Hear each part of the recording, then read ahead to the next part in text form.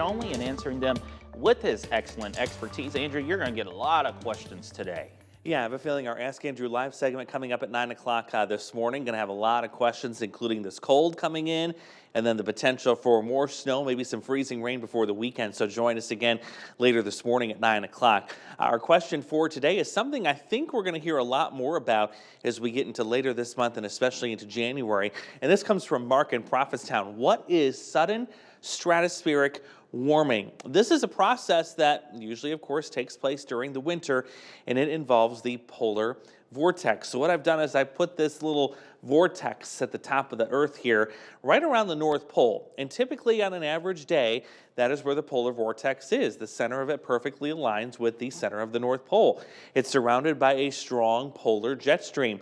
Well, what happens is, with a sudden stratospheric warming event, we get a lot of warm air that races northward toward the poles. That's what Mother Nature wants to do. She wants to even out temperatures.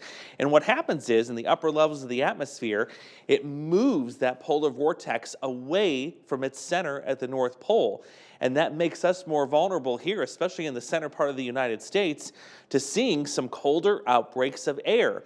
And that is likely going to be something we're going to be dealing with later in December and especially into January. You notice how that polar vortex is not only moved further west than it usually is, but it's stretched a lot more.